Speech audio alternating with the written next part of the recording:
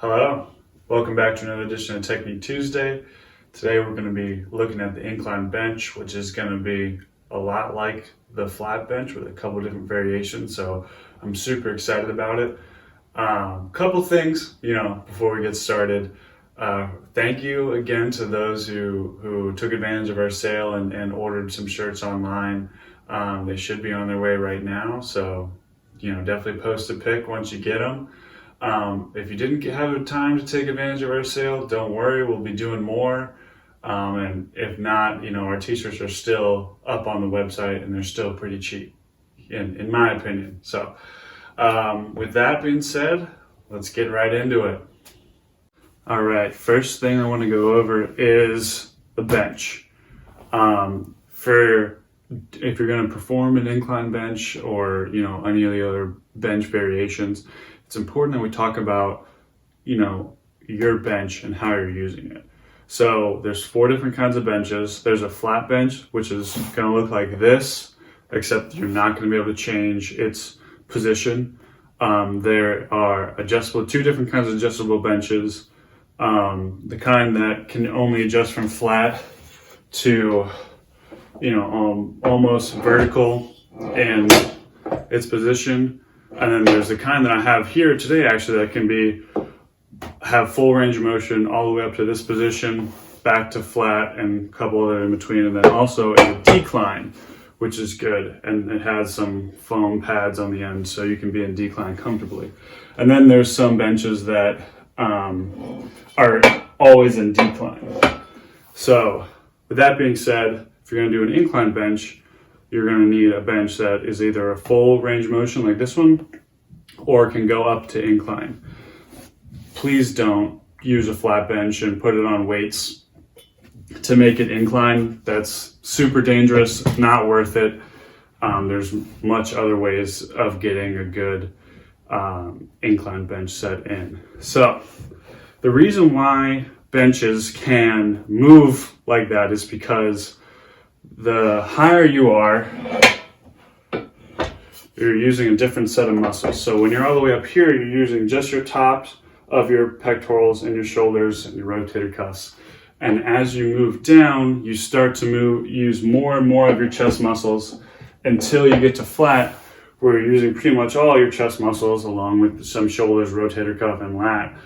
This is what we went over in the bench press video. And then as you go down, you start using less and less of your top muscles until you're just to your under pectorals, okay? You want to have your bench for incline bench at a minimum of here and a maximum of here. Our bench can go all the way up into this position, which is more of a seated press, overhead press. So usually when I'm benching, I'm going to like to be right here. That's where we'll be at today. Okay, we're using our quarter brace, and as we descend to our chest, we're using our upper pectoral muscles, anterior delts, and your rotator cuffs. It's important to mention, like previous, as the angle of the bench changes, so does the usage of your pectoral muscles. Okay, let's look at the bar path and your direction of your elbows. Much like in bench, you want to have your elbows pointed at about a 45-degree angle. You don't want them straight out to the side because that'll pinch your shoulder muscles. You also don't want them to be straight in front of you because then you're not utilizing your chest muscles at all. So as we descend, the bar is going to tap our upper chest, and then we'll shoot it straight through the ceiling. There's a little bit of a straighter bar path here than on flat bench or decline bench, so just keep that in mind as we're going through.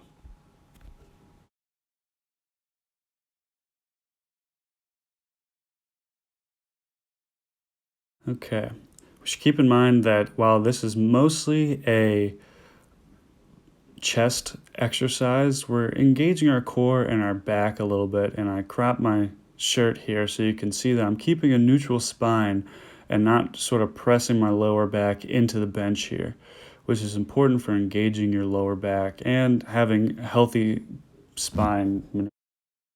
All right, your feet are just as important as the rest of your body. You want them screwed into the ground. If you're a little shorter, going up on your toes is fine as long as you have them on a steady playing field. You don't want them slipping out from under you. That's how you're gonna, drop the bar on yourself.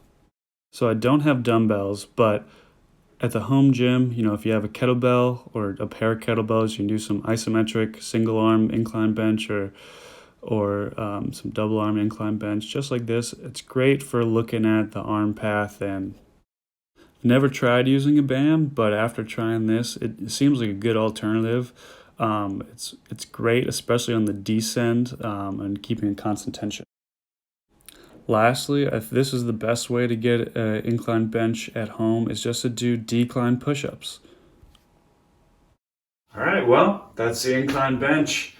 I hope you guys are going to have a good rest of your week. If you need any tips on building a home gym, home workouts, now that gyms are sort of going back into closing and we're going back into lockdown a little bit, or anything like that, feel free to reach out to us either through our website, through Instagram DMs, anything like that. I'm more than happy to help and give advice. All right, see you next Tuesday.